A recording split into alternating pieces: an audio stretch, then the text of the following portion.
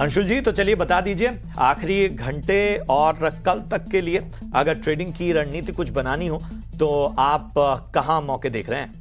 देखिए प्रशांत जी, फार्मा में तेजी लग रही है। तो फार्मा में अभी हमने जैसे डिस्कस किया, ग्रैन्युल्स को पावर प्ले में लेना चाहूंगा। 698 के अराउंड बाई करना चाहिए। 680 का करीब स्टॉप लॉस रहेगा और प्रोबेबली 2 से 3 दिन में, अगर हाई लाइकली है कि 2 से 3 दिन में हम 720 से 725 तक का टारगेट इसमें टेस्ट कर लेंगे।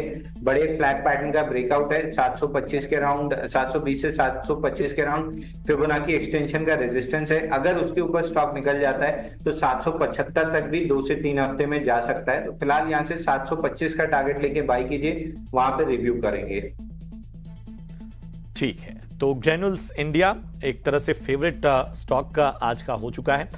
बढ़ते हैं अपने दूसरे एक्सपर्ट नीलेश जी के पास। नीलेश जी, आप बताइए आप कहां पर फोकस कर रहे हैं?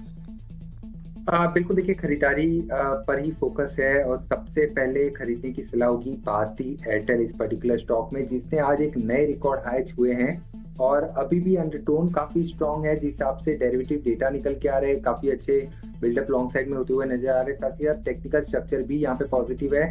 तो यहाँ पे ऊपरी स्तरों पर 1580 इनफैक्ट 1600 तक के भी लेवल हमें भारतीय एयरटेल में आते हुए नजर आ सकते हैं। 1540 के स्टॉप लॉस से भारतीय एयरटेल को लॉन्ग करने की सलाह होगी 1590 के इमीडिएट टारगेट के लिए। वहीं जो दूसरा स्टॉक पसंद आ रहा है वो है आइचर मोटर। इस पर्टिकुलर स्टॉक में भी काफी अच्छा फॉर्मेशन हम देख रहे हैं, लगातार एक series of high top and upper top formation बन रही है। साथ ही साथ ऊपरी स्तर पर हम टारगेट की बात करें तो 5150 तक के टारगेट हमें आइचर मोटर में देखने को मिल सकते हैं। तो 4850 के स्टॉप लॉस से इस पर्टिकुलर काउंटर को भी लॉन्ग करने की सलाह होगी। तो ये है नजरिया नीलेश जी की तरफ से आता हुआ। अहम लेवल्स और स्टॉप लॉस भी आपको इन स्टॉक्स में बता दिए गए। बीच कुछ मेटल स्टॉक्स पर नजर डाल देते हैं। हिंदुस्तान जिंक में करीब 4% की गिरावट आज के ट्रेडिंग सेशन में दिखी है। निफ्टी मेटल इंडेक्स में भी आधे % की गिरावट है। लेकिन हिंदुस्तान जिंक की इन पर्टिकुलर बात करें तो यहाँ पर भी थोड़ी सी गिरावट है, करीब 4% की। इस पर राय ले लेते हैं। अंशुल, हिंदुस्तान जिंक पर आपकी क्या राय बनेगी? देखिए हिंदुस्तान जिंक में एक फ्लैग पैटर्न का गैप के साथ ब्रेकडाउन आया है और ये लास्ट वीक भी मैंने नोटिस कराया था कि ये फ्लैग पैटर्न है। इसका जब भी ब्रेकडाउन आएगा स्टॉक में तगड़ी गिरावट आती हुई दिखेगी। बेयर मिनिमम टारगेट नीचे में 387 का आएगा। तो स्टॉक में यहाँ से काफी अच्छी डाउनसाइड ओपन अप होती हुई दिख रही है। 387 तक नीचे आ सकता है। अगर आपके पास है तो आपको इमीडिएटली एग्जिट कर लेना चाहिए। बिल्कुल, तो ये राय है हिंदुस्तान जिंक पर। इसी के साथ फार्मा शेयरों पर भी नजर डाल लेते हैं। निफ्टी फार्मा इंडेक्स में करीब 1.5% की तेजी दिखी है। डिवीज लेबोरेटरीज 4% की तेजी के साथ निफ्टी फार्मा इंडेक्स का टॉप गेनर है। इसी के साथ ग्रैन्यूल्स में भी 3.5% की तेजी है। नीलेश, दोनों ही स्टॉक्स पर आपकी राय दीजिए, डिवीज लेबोरेटरीज और ग्रैन्यूल्स। ओवरऑल फार्मा काउंटर्स में वैसे ही हम काफी अच्छा मूव हमें देखने को मिल रहा है। डिवीज लैब ये पर्टिकुलर काउंटर काफी स्ट्रांग नजर आ रहा है।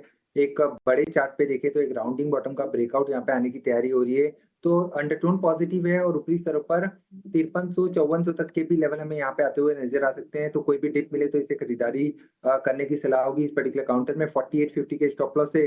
साथ ही साथ ग्रैन्युल्स यहाँ पर भी स्ट्रक्चर पॉजिटिव है। 720-730 तक के लेवल्स हमें यहाँ पे देखने को मिल सकते हैं। 685 का स्टॉप लॉस रख के ग्रैन्युल्स को भी लॉन्ग करके चल सकते हैं। ठीक है, तो ग्रैन्युल्स इंडिया पर एक तरह से डबल मोहर इस वक्त लगती हुई देते हैं। जीएमएम फॉडलर करीब 6% की तेजी स्टॉक में दिखी है। 9% इक्विटी की ब्लॉक डील हुई थी जिसके चलते जीएमएम फॉडलर में तेजी दिखी है। इसी के साथ आलूवालिया कॉन्ट्रैक्ट्स यहाँ पर भी नजर डालेंगे, जहां पर कंपनी को करीब 350 करोड़ रुपए के नए ऑर्डर्स मिले हैं। तो आलूवालिया कॉन्ट्रैक्ट्स में भी करीब 2% की तेजी है। अंशुल, क्या राय बनेगी दोनों ही स्टॉक्स पर, आलूवालिया कॉन्ट्रैक्ट्स और जीएमएम फॉडलर? शेषा जी, आलूवालिया कंस्ट्रक्शन में अगर देखें तो यहाँ पे 79 डेज का बेस ब्रेकआउट था।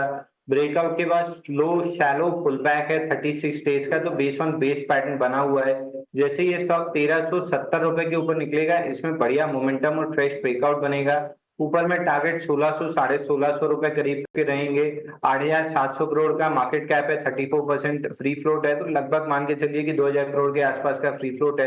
20-22% स्टॉक को चलना कोई बड़ी बात नहीं रहेगी, बट 1370 निकलना मैंडेटरी है। उसके बाद इसमें अच्छा मोमेंटम बनेगा। तो सजेशन ये रहेगा कि 1370 निकलने के बाद लॉन्ग कीजिए, फिलहाल अवॉइड करना चाहिए। जीएमएम फॉडलर में आज के सेशन में ब्रेकआउट के साथ ओपनिंग हुई थी, लेकिन ऊपरी स्तर से ट्रेमेंडस अमाउंट ऑफ सेलिंग है। वॉल्यूम स्टैंड आउट करता है पूरे चार्ट पे, ऑलमोस्ट 1000% राइज है, सॉरी 4100% राइज है अगेंस्ट 50 डे मूविंग एवरेज। तो ब्रॉड बेस्ड सेलिंग है, स्टॉक को अवॉइड करके चलना चाहिए। अगर आपके पास लॉन्ग्स हैं तो 1400 आपका स्टॉप लॉस होगा। 1400 के नीचे स्टॉक वापस से अपना बेस का लो टेस्ट करने 1273 तक जा सकता है। तो अगर नहीं है तो अवॉइड की सलाह है, अगर है तो 1400 रुपए का स्टॉप लॉस लगा लीजिए। तो ये है नजरिया जीएमएम फॉडलर पर आपको मिलता हुआ अंशुल जी की तरफ से। अंशुल जी, मैं आपके पास ही आना चाहूंगा। जरा अपने रडार पे आप कुछ चुनिंदा ऑयल एंड गैस कंपनियों को लाइए।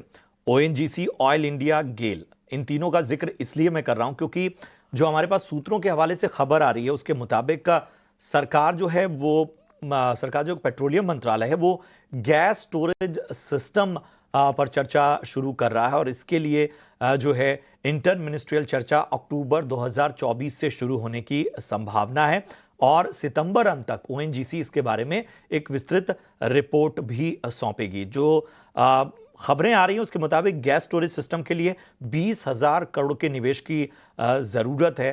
पहले चरण में 40 लाख टन नेचुरल गैस का स्टोरेज किया जाएगा और ये जो नई कंपनी है इसे नया गैस स्टोरेज सिस्टम ऑपरेट करने के लिए एक नई कंपनी बनाई जाएगी जिसमें गेल, ओएनजीसी और ऑयल इंडिया का हिस्सा मुमकिन हो सकता है। इस खबर के लिहाज से जरा इन तीनों स्टॉक को अपने हिसाब से जरा एक बार रिव्यू करें, आपको कैसा लग रहा है? ऑयल इंडिया में थोड़ा सा रनअप शार्प हो चुका है, तो फ्रेश एंट्री के लिए अब यहाँ पे जगह नहीं बनती है। जिनके पास है वो स्टॉप लॉस लगा सकते हैं 680 का और होल्ड करना चाहिए। ऊपर में 745 750 तक के लेवल मिलेंगे। फ्रेश बाइंग के लिए अब लेट हो चुके हैं। फ्रेश बाइंग के लिहाज से ओएनजीसी बहुत बेहतरीन लग रहा है। मैंने इसी वीक में ईटी नाउ स्वदेश पे स्टॉक रिकमेंड भी किया है। हालांकि 2 दिन से स्टॉक चला नहीं है, अपने 20 डे मूविंग एवरेज पे साइडवेज है। इस स्टॉक में जैसे ब्रेकआउट बनेगा 332 के ऊपर तो इसमें बड़ी तेजी बनेगी लगभग 370 375 रुपए तक की। तो प्रीएम्प्टिव करंट मार्केट प्राइस से बाई करके आराम से बैठना चाहिए। 1 से 2 हफ्ते हाई लाइकली है कि 330 332 का ब्रेकआउट देगा और 370 375 तक जाएगा। तीसरा स्टॉक गेल 60 दिन का पैटर्न बना हुआ है, कपनैंड पैटर्न या फ्लैट बेस कह सकते हैं। Almost 50 day moving average catch up हो चुका है। प्रोबेबली 3 से 4 दिन में और ये कंप्लीट कैचअप हो जाएगा और स्टॉक में 238 के ऊपर जैसे मोमेंटम बनना स्टार्ट होगा स्टॉक 260 265 तक की रैली दिखाएगा। तो इसको भी प्रीएम्प्टिव बाई कर सकते हैं। आउट ऑफ द टू मुझे ओएनजीसी ज्यादा अच्छा लग रहा है कंपेयर टू गेल, लेकिन दोनों स्टॉक में अच्छी स्ट्रेंथ बनी हुई है। ओएनजीसी और गेल इन दोनों में खरीदारी की राय नजर आ रही है, लेकिन अंशुल जी की राय में ज्यादा बेहतर ओएनजीसी इन लेवल्स पर नजर आ रहा है। आपको स्टॉप लॉस और आगे के लक्ष्य भी बता दिए गए हैं।